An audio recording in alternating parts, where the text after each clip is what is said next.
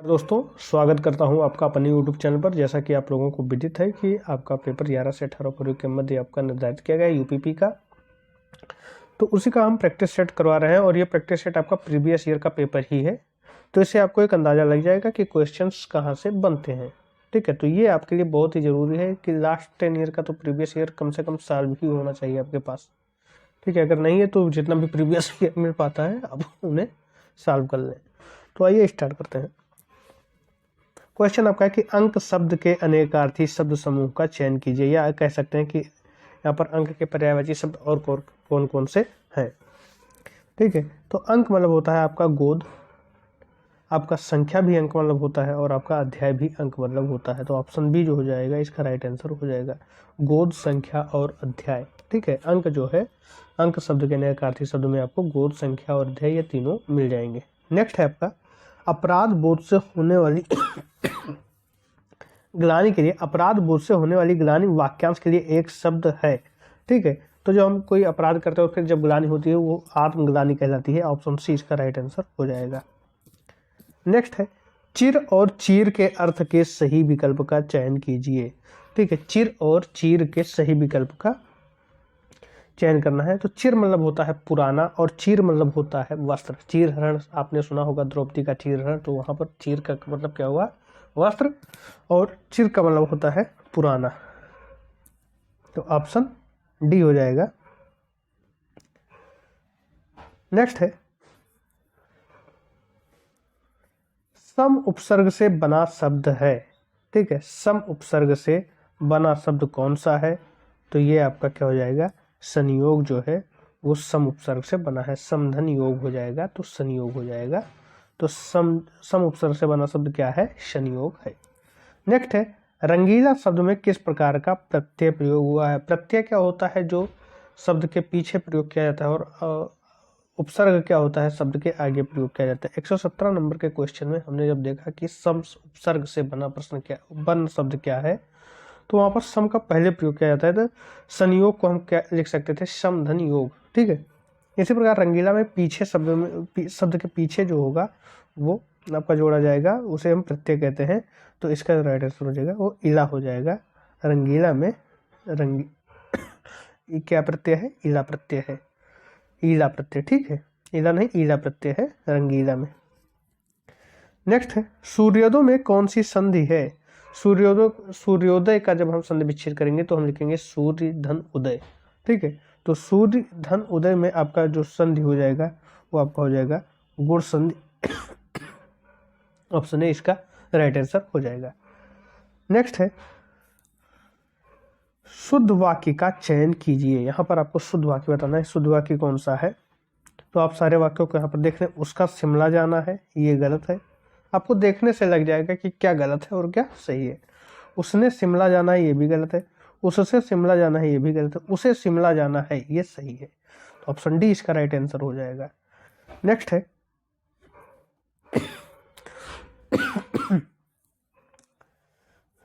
सज्जन शब्द में समास है। सज्जन शब्द में समास है, कौन सा समास है सज्जन शब्द में, तो इसमें कर्मधारय समास है। जहां पर विशेष और विशेषण का संबंध होता है वहां पर आपका कर्मधारय समास होता है। ठीक है, तो यहां पर जन की विशेषता है कि वो क्या है, तो क्या हो जाएगा आपका कर्मधारय समास हो जाएगा। यहाँ क्या था, सज्जन का हमने क्या बताया था, शतधन जन। ठीक है, या क्या है आपका व्यंजन संधि है। नेक्स्ट है वाच्य के कितने भेद होते हैं। वाच्य के कितने भेद होते हैं, तो कुल वाच्य में भेद जो होते हैं वो 3 होते हैं। ऑप्शन डी इसका राइट आंसर हो जाएगा। वाच्य के कुल कितने भेद होते हैं, 3 भेद होते हैं। कौन कौन से होते हैं, ये आपके होते हैं कर्तवाच्य, भाववाच्य और कर्मवाच्य।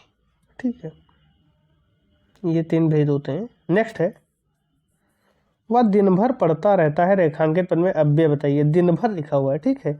अब यहाँ पर रेखांकित है, तो इसमें जो अव्यय है वो कौन सा अव्यय है, तो ये आपका निपात अव्यय है। कौन सा अव्यय है, दिन भर पढ़ता रहता है, रेखांकित पद कौन सा है, दिन भर, और इसमें अव्यय जो है वो निपातव्य है। नेक्स्ट है, ये जो चिन्ह है इसे क्या कहा जाता है? ये विराम चिन्ह का नाम क्या है? ये जो चिन्ह है इस विराम चिन्ह का नाम क्या है? तो इस विराम चिन्ह को हम लोग क्या कहते हैं? विस्मय बोधक। क्या है? विस्मय बोधक है। नेक्स्ट है, बाल की खाल निकालना मुहावरे का अर्थ है। ठीक है, बाल की खाल निकालने का जो अर्थ है वो क्या हो जाएगा? बाल की खाल निकालना मुहावरे का अर्थ है आपका, इसका अर्थ हो जाएगा बहुत मीन मेख निकालना, या समझ लीजिए एक तरीके से बहुत गहराई तक चीज़ों को निकालना होता है। 4 दिन की चांदनी फिर अंधेरी रात लोकोक्ति का अर्थ है। ठीक है, 4 दिन की चांदनी फिर अंधेरी रात। आप सारे वाक्यों को अगर पढ़ें तो क्या लिखा हुआ है? थोड़े दिन का सुख चांदना दिखाई देना, 4 दिन चांद सुख ही सुख। तो ऑप्शन ए इसका राइट आंसर हो जाएगा। थोड़े दिन का सुख है फिर वही दुख। नेक्स्ट है, साहित्य में रस का अर्थ होता है। साहित्य में रस का अर्थ क्या होता है? तो साहित्य में रस का अर्थ होता है, अगर विकल्पों को देखें तो ऑप्शन डी जो है वो आपका सही है।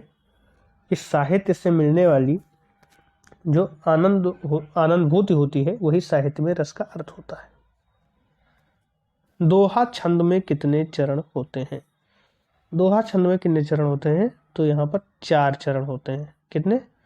4 चरण होते हैं। दोहा छंद में कितने चरण होते हैं? तो कुल 4 चरण होते हैं, जिसमें पहला, तीसरा, दूसरे, चौथे की मात्राएं क्या होती हैं? समान होती हैं।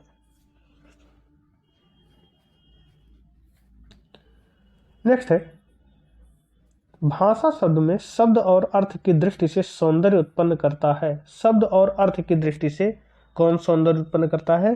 तो ये आपका जो ये काम करता है वो आपका क्या है? अलंकार है। ये क्या करता है? भाषा शब्द में शब्द और अर्थ की दृष्टि से सौंदर्य उत्पन्न करता है। नेक्स्ट है, या, रा, ला, व किस प्रकार के व्यंजन हैं? ये जो व्यंजन है ये किस प्रकार के हैं? तो ये अंतस्थ व्यंजन है। कौन से प्रकार के व्यंजन है? अंतस्थ व्यंजन है। ऑप्शन बी इसका राइट आंसर हो जाएगा। नेक्स्ट है, निम्नलिखित में से कौन सा शब्द स्त्रीलिंग है? स्त्रीलिंग आपको शब्द बताना है कि कौन सा स्त्रीलिंग है। तो अगर हम देखें विकल्पों को तो इसमें जो आपका कृपा है वो स्त्रीलिंग है। ठीक है, कृपा बना रहे नहीं होता है, कृपा बनी रहे, आपकी कृपा बनी रहे।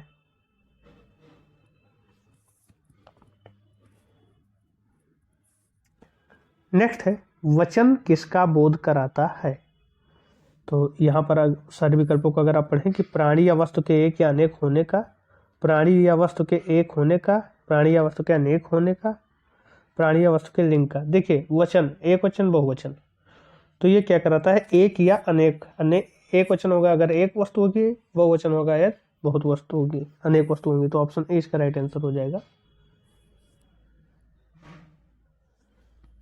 चलिए आगे बढ़ते हैं। उसने टेढ़ी चाल चली वाक्य में कौन सा कारक है? यहाँ आपको बताना है कि उसने जो टेढ़ी चाल चली इस वाक्य में कौन सा कारक है।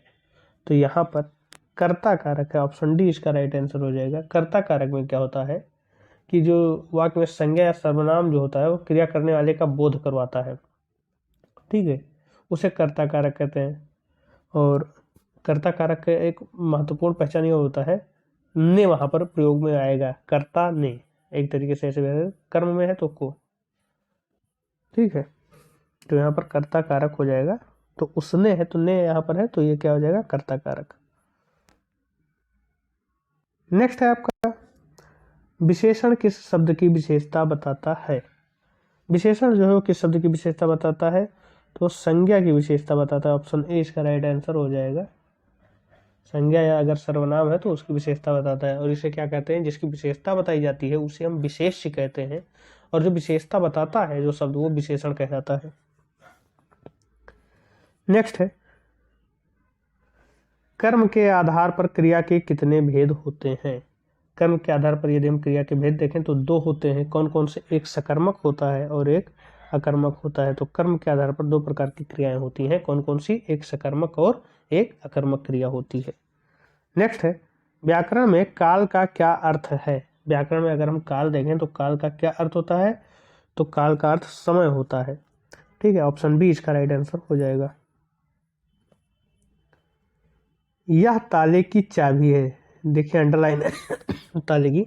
रेखांकित में से कौन सा कारक है? ठीक है, आपको बताना है कि इसमें रेखांकित में कौन सा कारक है। तो यहाँ पर कौन सा कारक हो जाएगा आपका? संप्रदान कारक। ठीक है, आपको कारकों के चिन्ह आपको याद रखने होंगे, तभी आप कारक को स्पष्ट कर पाएंगे कौन सा कारक है।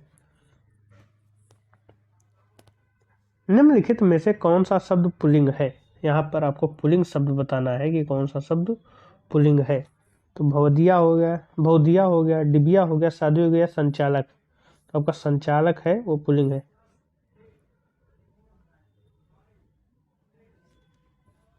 चलिए आगे बढ़े। नेक्स्ट है, निम्नलिखित में से कौन सा शब्द तत्सम शब्द नहीं है? शोक है, पृथ्वी है, चंद्र चांद है, या फिर परख है। आपको बताना है कि यहाँ पर तत्सम शब्द नहीं है। तो परख जो है वो आपका तत्सम शब्द नहीं है। नेक्स्ट है, किस विकल्प में सभी शब्द तद्भव शब्द हैं? आग, जीभ, घर। ठीक है, तो ये आपका यही स्पष्ट होता है कि यही आपका तद्भव सारे हैं। आग का अग्नि हो जाएगा, जीव का जिह्वा हो जाएगा, और घर का ग्रह हो जाएगा। ठीक है, ऑप्शन ए यहाँ पर राइट आंसर हो जाएगा।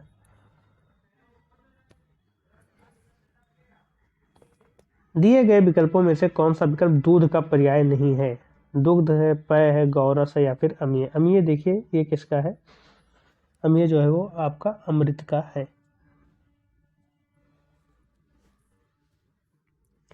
सापेक्ष का सही विलोम शब्द होगा। सापेक्ष का अगर हम देखें तो निरपेक्ष होता है। ऑप्शन ए इसका राइट आंसर हो जाएगा। नेक्स्ट है, तुलसीदास निम्नलिखित में से किस में से रीतिकाल के कवि कौन है? रीतिकाल के कवि कौन है आपको ये बताना है। तो रीतिकाल के जो कवि हैं वो आपके वृंद हैं। ठीक है, बाकी आपके कौन से काल के कवि हैं? भक्ति काल के कवि हैं। कामायनी के रचनाकार हैं। नेक्स्ट क्वेश्चन है, कामायनी के रचनाकार हैं। तो इसके रचनाकार जयशंकर प्रसाद जी हैं। यानी ऑप्शन ए यहाँ पर सिर्फ प्रसाद लिखा हुआ है। इनका पूरा नाम क्या है? जयशंकर प्रसाद। और कामायनी के रचनाकार कौन है? जयशंकर प्रसाद जी हैं। नेक्स्ट है कि निर्देश दिया गया है कि प्रश्न संख्या 146 से 150 का उत्तर दिए गए गद्यांश के आधार पर दीजिए। अब पहले हम गद्यांश को पढ़ लेते हैं, फिर इस पर आधारित प्रश्नों को हम देखेंगे। हमारे साथ साथ आप भी पढ़ते चलिएगा। कविता के मर्मज्ञ और रसिक स्वयं कवि से अधिक महान होते हैं। संगीत के पागल सुनने वाले ही स्वयं संगीतकार से अधिक संगीत का रसास्वादन करते हैं। यहाँ पूज्य नहीं पुजारी ही श्रेष्ठ है। कहने का मतलब ये है कि संगीत जो संगीतकार है उसके अपेक्षा उसका ज़्यादा आनंद कौन लेता है? सुनने वाला। तो उसी का तुलना यहाँ पर कराया गया है कि वो पूज्य नहीं पुजारी ही श्रेष्ठ है। यहाँ सम्मान पाने वाले नहीं, सम्मान देने वाले महान हैं। स्वयं पुष्प में कुछ भी नहीं है, पुष्प का सौंदर्य उसे देखने वाले की दृष्टि में है। दुनिया में कुछ भी नहीं है, जो कुछ भी है हमारी चाह में है, हमारी दृष्टि में है। यह अद्भुत भारतीय व्याख्या अजीब सी लग सकती है, पर हमारे पूर्वज सदा इसी पथ के पथिक रहे हैं। उत्तम गुरु में जाति भावना भी नहीं रहती। कितने ही मुसलमान पहलवानों के हिंदू चेले रहे हैं और हिंदू संगीतकारों के मुसलमान शिष्य रहे हैं। यहाँ परख गुण की, साधना की और प्रतिभा की होती है। भक्ति और श्रद्धा की ही कीमत है, न कि जाति संप्रदाय, आचार विचार, धर्म की। मुझे पढ़ाया लिखाया था एक विद्वान मुसलमान नहीं, और आज मैं जिस स्थान पर पहुंचा हूँ, जो सम्मान और प्रतिष्ठा मुझे मिली है, उस सब का श्रेय मेरे उन्हीं गुरु का है। ठीक है, अब इस पर आधारित प्रश्नों का उत्तर हमें देना है। कविता का मर्मज्ञ तथा रसिक कौन हो सकता है? ठीक है, तो आपको विकल्प देख लेना है। जो कविता के मर्म को समझकर उसके रस में डूब जाता है, जो कविता सुनता है, जो कविता सुनकर दाद देता है, या फिर जो रसवान करता है। तो कौन होता है?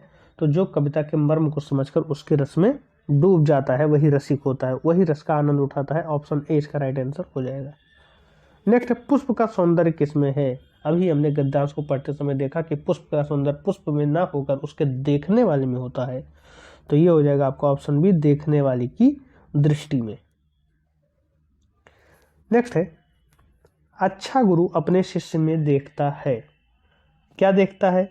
जाति तथा धर्म देखता है, आचार तथा विचार देखता है, भक्ति तथा श्रद्धा देखता है, या रंग तथा रूप देखता है। तो क्या देखता है? वो ये देखता है कि उसकी भक्ति और श्रद्धा है कि नहीं है। ऑप्शन सी इसका राइट आंसर हो जाएगा।